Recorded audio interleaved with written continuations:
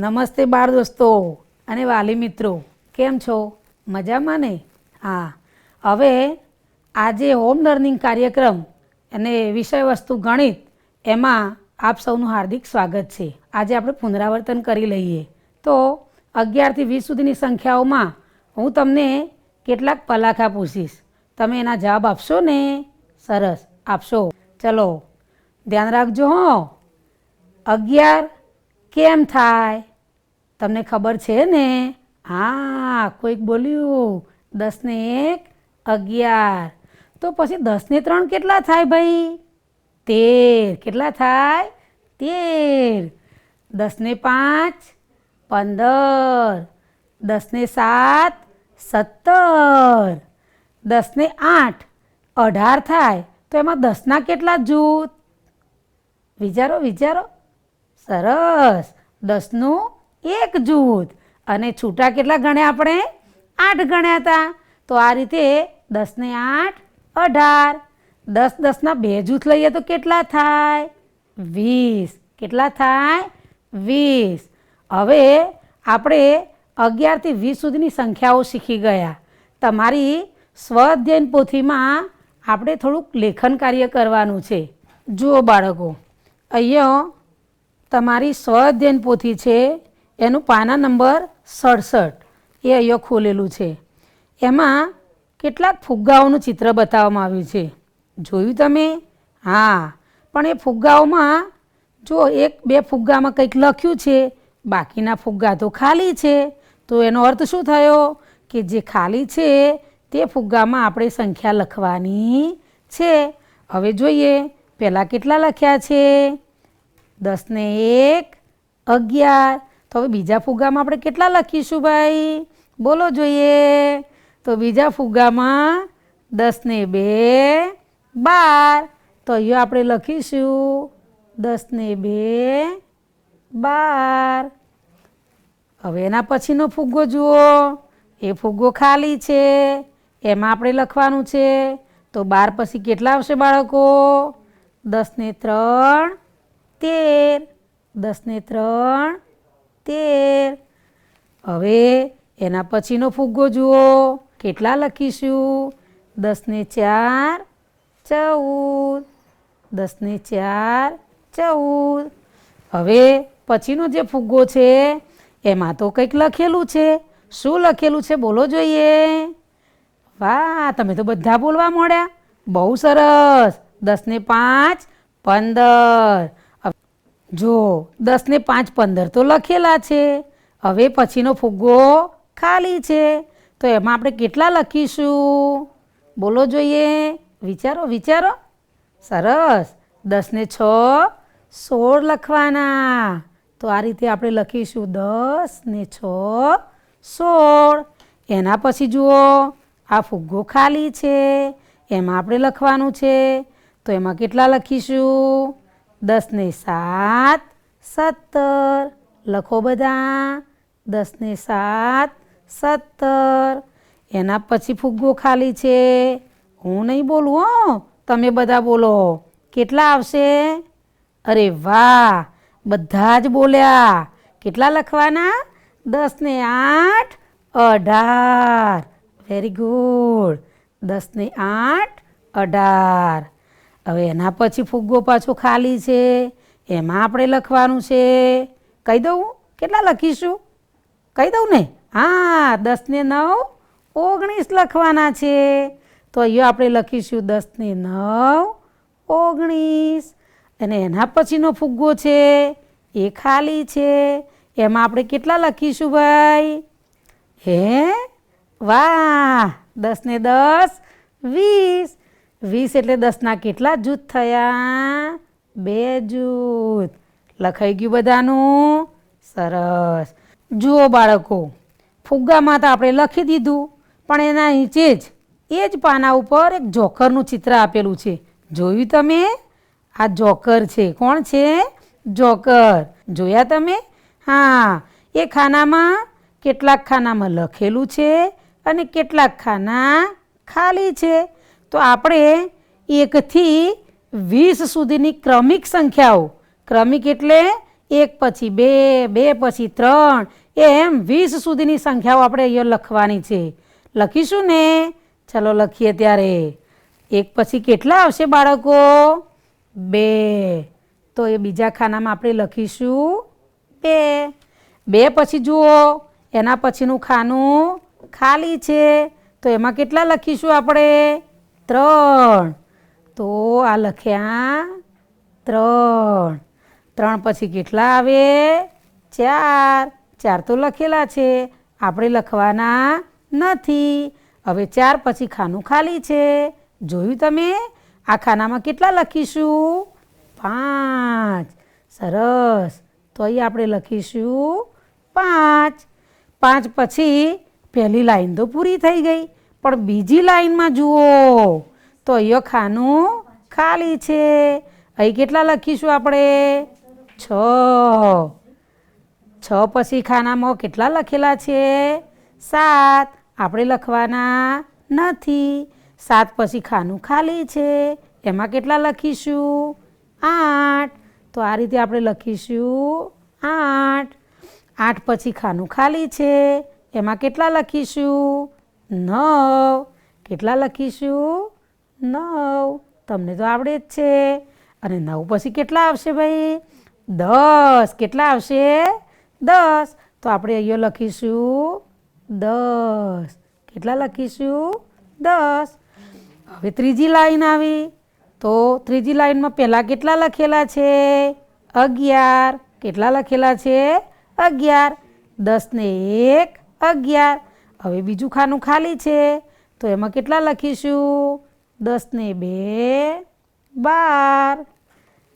12 પછી ખાનું ખાલી છે, એમાં કેટલા લખીશું? 13.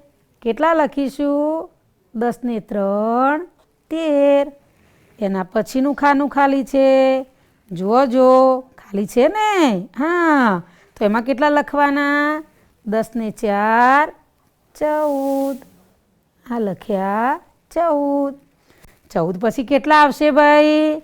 આ ખાનું ખાલી છે, એમાં આપણે લખવાનું છે. બોલો જોઈએ. સરસ, તમે તો બધા બોલો છો. 10 ને 5 15. તો એમાં આપણે લખીશું 10 ને 5 15. હવે જો એના નીચેની લીટી આવી, તો એમાં પણ ખાના ખાલી છે, એક ખાનું લખેલું છે. તો અહીંયા પહેલું ખાલી છે, એમાં કેટલા લખીશું? 15 પછી કેટલા આવશે? 10 ને 6 16. 16 લખ્યા. 16 પછી કેટલા આવે? 17. તો 10 ને 7 17 તો લખેલા છે, એટલે આપણે લખવાના નહીં. હવે એના પછીનું ખાનું જુઓ, ખાલી છે. કેટલા આવશે? બોલો બધા. બધા જ બોલ્યા? હા, 10 ને 8 18. હવે એના પછી કેટલા ખાના ખાલી છે ભાઈ? 2 ખાના ખાલી છે. તો 18 પછીનું ખાનું છે, એમાં કેટલા આવશે? 19. 10 અને 9. 10 ને 9 19. અને 19 પછી 20. તો અહીંયા કેટલા લખીશું આપણે? 20. બધા ખાના આપણે પૂરી દીધા. મજા પડી ને? જુઓ બાળકો, આપણે આપણી સ્વાધ્યાયન પોથીમાં 11 થી 20 સુધીના અંકો આપણે લખ્યા ને? હા, તો હવે પછી આપણે એક નવી પ્રવૃત્તિ કરીએ. જુઓ બાળકો, અહીંયા દિવાસળી મૂકેલી છે. તો આ દિવાસળીમાં 10 દિવાસળીનું આપણે જૂથ બનાવ્યું છે. તો 10નું એક જૂથ છે. અને અહીં કેટલી દિવાસળી છે ગણો જોઈએ? 1 2 અને 3. તો આને આપણે 10નું એક જૂથ કહીશું, અને છૂટા કેટલા કહીશું? 3 છૂટા કહીશું. કેટલા છૂટા કહીશું? 3 છૂટા કહીશું. તો 10નું એક જૂથ અને 3 છૂટા. 10નું એક જૂથ અને 3 છૂટા. બરાબર. હવે આપણે બીજી સંખ્યા લઈએ. તો અહીંયા જુઓ તમે કે 10નું એક જૂથ છે, અને બીજી હું કેટલીક દિવાસળી મૂકું છું. તો આપણે એને ગણીશું. કેટલી દિવાસળી છે ભાઈ? ચલો ગણીએ. તો અહીંયા જુઓ તમે, 10નું આ એક જૂથ છે, અને છૂટી દિવાસળી કેટલી છે? 1 2 3 4 અને 5. તો 10ના કેટલા જૂથ કહેવાય? એક જૂથ. અને છૂટા કેટલા? તો 5 છૂટા. 10નું એક જૂથ અને 5 છૂટા. 10નું એક જૂથ અને 5 છૂટા. જુઓ બાળકો, આપણે દિવાસળીની મદદથી પ્રવૃત્તિ કરી. હવે આપણે દશક અને એકમની આપણે પ્રવૃત્તિ કરીએ. દશક કોને કહેવાય, એકમ કોને કહેવાય, એની થોડી સમજ મેળવીશું ને? સરસ. તો ચાલો, તૈયાર છો ને બધા?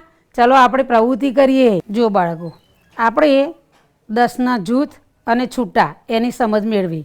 અહીંયા આપણે તમે જે 10નું જૂથ બનાવ્યું એને જૂથ તો કહેવાય, પણ સાથે સાથે એક બીજો શબ્દ પણ એના માટે છે, દશક કહેવાય. શું કહેવાય? દશક. તો 10 ભેગા કર્યા એટલે એક 10નું જૂથ બન્યું અને એને એક દશક પણ કહેવાય.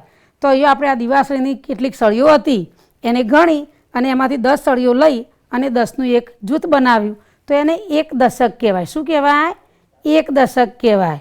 હવે કેટલીક દિવાસળી આપણે છૂટી મૂકીએ છીએ, તો છૂટી દિવાસળી છે એને એકમ કહેવાય. શું કહેવાય?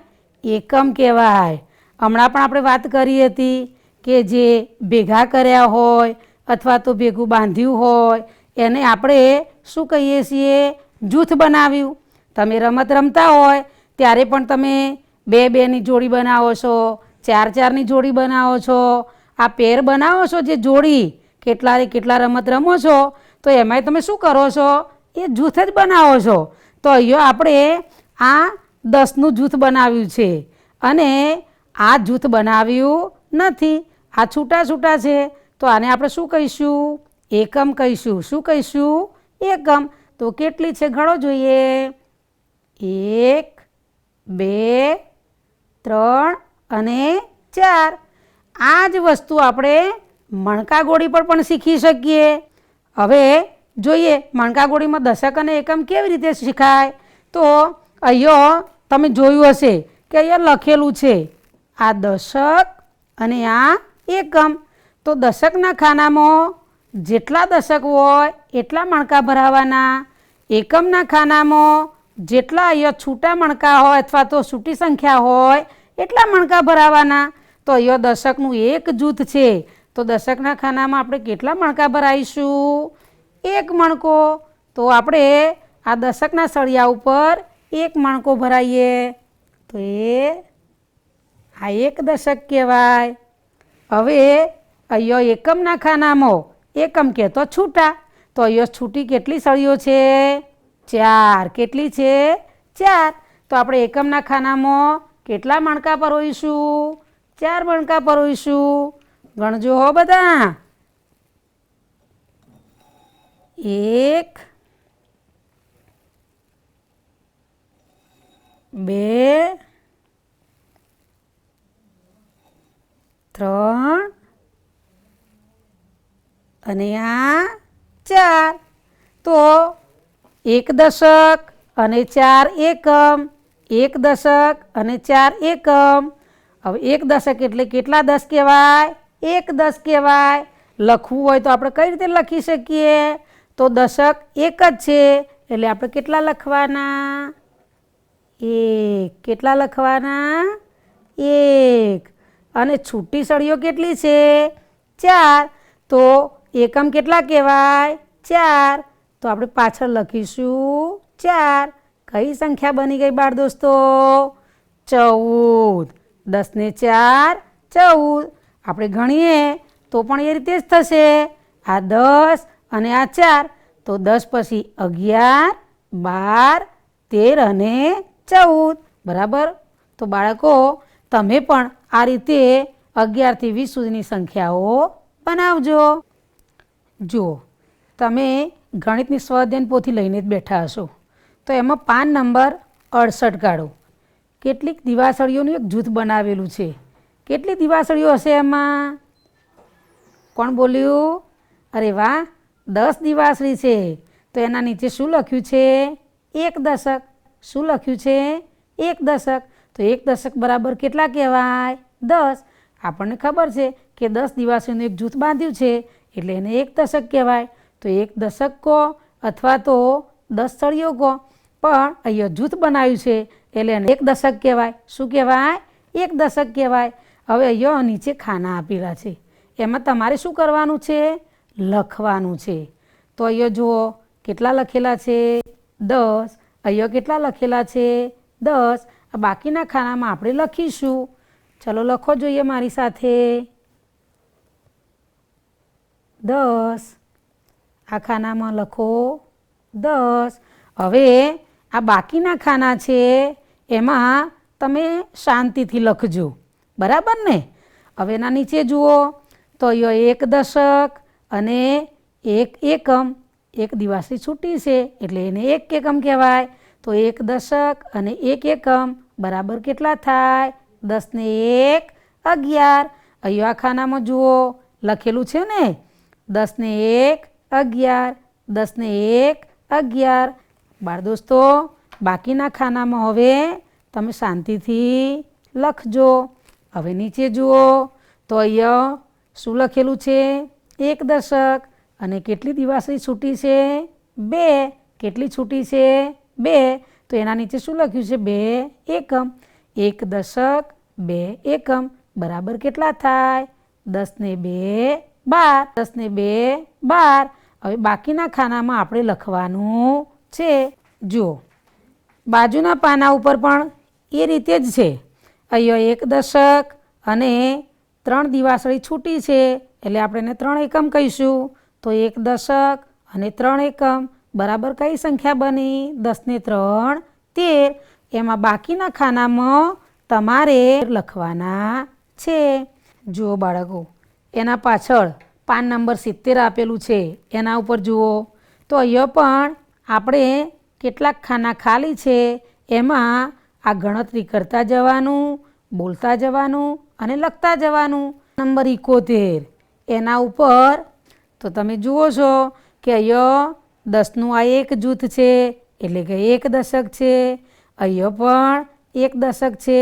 કેટલા દશક થયા? 1 ને 1 2. 1 ને 1 2.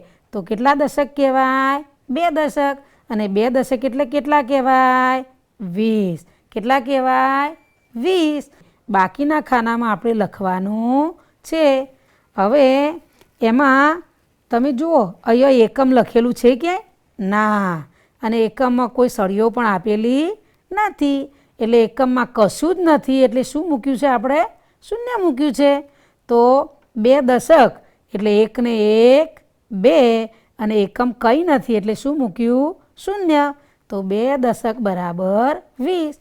આ બાકીના ખાનામાં તમે તમારા વાલી સાથે રહી અથવા તો મોટા ભાઈ બહેન સાથે રહી અને લખજો અને બોલજો.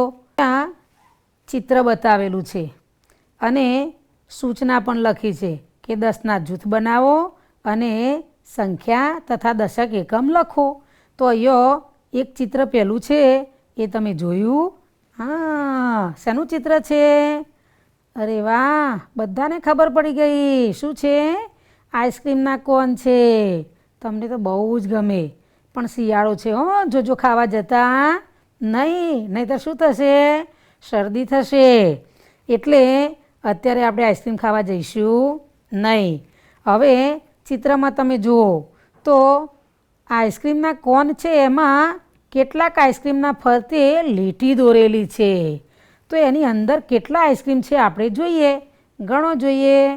તો 1 2 3 4 5 6 7 8 9 અને 10. આ 10 આઈસ્ક્રીમ છે એના ફરતે એક લીટી દોરી છે એટલે શું બનાવ્યું ભાઈએ? 10નું જૂથ. હવે 10નું એક જૂથ એને કેટલા દશક કહેવાય? 1 દશક. અને જૂથ બનાવ્યા પછી કેટલા આઈસ્ક્રીમના કોન બહાર રહી ગયા જૂથની બહાર? ગણીએ તો 1 2 અને 3. તો 3 છૂટા છે એટલે એને એકમ કહેવાય. તો એકમના ખાનામાં કેટલા લખ્યા છે? 3. તો 1 દશક અને 3 એકમ. અહીંયા સંખ્યા લખી છે 13. તો આ રીતે નીચેની સંખ્યાઓ છે એ તમારે જાતે ગણવાની છે અને અહીંયા લખવાની છે અને પછી એના દશક અને એકમ અહીંયા આ ખાનામાં લખવાના છે. બાજુના પાન ઉપર જુઓ બાળકો, અહીંયા તમને પેલા પાન ઉપર હતું એવા જ અહીંયા ચિત્રો આપેલા છે. અહીંયા પણ એ જ કરવાનું છે. 10ના જૂથ બનાવવાના છે, સંખ્યા લખવાની છે અને દશક અને એકમ લખવાના છે. આપણે સાપના ચિત્રમાં પહેલાં આપણે ગણતરી કરીશું કેટલા સાપ છે તે ગણો જોઈએ. 1 2 3 4 5 6 7 8 9 10 અને 11. તો આપણે પહેલાં આ ખાનામાં લખી દઈશું. કેટલા લખીશું? 11. લખાઈ ગયા? સરસ. હવે આપણે 10નું જૂથ બનાવીએ તો પહેલાં આપણે 10 ગણવા પડશે. તો 1 2 3 4 5 6 7 8 9 અને 10. તો અહીંયા આપણે 10 સાપનું એક જૂથ બનાવીએ. તો એ આમ કરી અહીંયા આપણે શું બનાવ્યું? જૂથ. એટલે એક દશક કહેવાય. તો અહીંયા આપણે લખીશું એક દશક. અને છૂટા કેટલા રહ્યા ભાઈ? એક સાપ છૂટો રહ્યો છે તો એક એકમ કહેવાય. એટલે અહીંયા લખીશું 1. હવે એ જ પ્રમાણે બાકીના જે ચિત્રો છે એમાં તમે ગણજો, સંખ્યા લખજો અને દશક એકમ એ પ્રમાણે તમે છૂટા પાડીને લખજો. જો બાળકો, અહીંયા ચિત્રો આપેલા છે અને સૂચના આપી છે. વધારે હોય ત્યાં ટીક કરો, બરાબર ને? તો અહીંયા આ ઘડાના ચિત્ર આપ્યા છે. આ બાજુ પણ ઘડા છે, આ બાજુ પણ ઘડા છે. તો પહેલાં શું કરવું પડશે? આપણે એને ગણવા પડશે અને લખવા પડશે અને ત્યાર પછી કયા ખાનામાં ઘડા વધારે છે તે આપણે ટીક કરવી પડશે. તો અહીંયા પહેલાં ગણતરી કરીએ. ચલો મારી સાથે ગણતરી કરો. 1 2 3 4 5 6 7 8 9 10 11 12 13 અને 14. કેટલા થયા? 14. તો અહીંયા આપણે લખી દઈશું 14.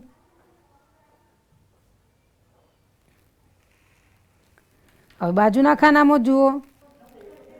હવે જુઓ બાળકો, આ બાજુના ખાનામાં ગળાનું ચિત્ર છે તે આપણે ગણીશું. 1 2 3 4 5 6 7 8 9 10 11 12 અને 13. હવે તમે જુઓ તો અહીંયા 14 ગળા છે અને અહીંયા કેટલા ગળા છે? 13. તો આપણે 11થી 20 સુધીની સંખ્યા જ્યારે લખીએ છીએ ત્યારે પહેલાં કેટલા લખીએ છીએ? 13. અને પછી કેટલા લખીએ છીએ? 14. તો 13માં 1 ઉમેરીએ ત્યારે 14 આવે. એટલે કે 13 કરતાં 14 વધારે છે. એટલે અહીંયા આપણે 14 ઉપર ખરાની નિશાની કરીશું, ટીક કરીશું, બરાબર ને? તો એ રીતે હવે તમારે નીચે આપેલા પાન ગણવાના છે, અહીં લખવાના છે. આ પાન ગણીને અહીં લખવાના છે. એમાંથી બેમાંથી જે વધારે હોય એના ઉપર ખરાની નિશાની કરવાની છે. એ જ રીતે આ દડાના ખાનામાં પણ તમારે એ જ કરવાનું છે. ગણવાના અને લખવાના અને જે વધારે હોય તો ખરાની નિશાની કરવાની. ત્યાર પછી આ કેરી ગણવાની છે અને લખવાની છે અને પછી જો વધારે હોય તો ખરાની નિશાની કરવાની છે. જુઓ બાળકો, આ ચિત્રમાં અહીંયા સૂચના આપી છે ક્રમમાં જોડો. હવે 1થી 20 સુધીની સંખ્યા આપેલી છે પણ એ સંખ્યાને આપણે જોડવાની છે. તો અહીંયા 1થી 2 3 એમ ક્રમમાં આપણે જોડતા જવાનું છે. તો હું અહીંયા શરૂઆત કરું છું. આપણે બધા એમાં ધ્યાન રાખીશું. તો જુઓ અહીંયા 1 છે, 1થી પછી આ 2, 2થી આગળ 3, 3થી આગળ 4, 4થી આગળ 5, 5થી આગળ છ, છથી આગળ 7, 7થી આગળ 8, 8 પછી 9, 9 પછી 10, 10 પછી 11, 11 પછી કેટલા આવશે? 12, 12 પછી કેટલા આવશે? 13, તો 13 આ રહ્યા એટલે જઈશું 13 સુધી. 13થી પછી 14, 14થી પછી 15, 15, 15 પછી આવે 16, શોધી કાઢો. આ રહ્યા 16, તો પાછા આવો 16, 16 પછી 17, 17 પછી 18, 18 પછી કેટલા આવશે? 19, તો આ રહ્યા 19, આપણે જઈશું 19 સુધી. અને 19થી પછી કેટલે જઈશું? 20. કઈ સંખ્યા બની જઈ અંદર? 5. કેટલા લખાઈ ગયા? 5. ગમે ને બાળ દોસ્તો આ પ્રવૃત્તિ? સરસ. તો આ રીતે તમે પણ તમારી સ્વાધ્યાયન પોથીમાં 1થી તે 20 સુધીના અંકોને જોડશો એટલે તમને પણ અંકો જોડવાની મજા આવશે. 1થી 20 સુધીની સંખ્યા પાકી પણ થશે અને સરસ મજાનું એક ચિત્ર બનશે. કયો અંક બની ગયો? 5.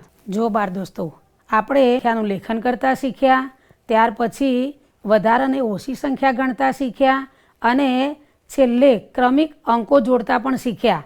પણ જો આનું તમે પુનરાવર્તન નહીં કરો તો આ સંખ્યા તમારા મનમાં પાકી થશે નહીં. એટલે આળસ રાખ્યા વગર વાલી મિત્રોને પણ નમ્ર સૂચન કે બાળકોને વિવિધ સંખ્યાઓ લખીને આપો અને બાળકો મૂર્ત વસ્તુઓ દ્વારા એની ગણતરી કરે એનું ધ્યાન રાખો. અને બાળકો તમે પણ તમારા વાલીઓ સાથે બેસીને 11થી 20 સુધીની સંખ્યાઓ વારંવાર ગણજો અને લખજો. સ્વાધ્યાયન પોથીમાં જે લખવાનું કામ છે તે આપણે પૂરું કરીશું. આવજો બાળ દોસ્તો.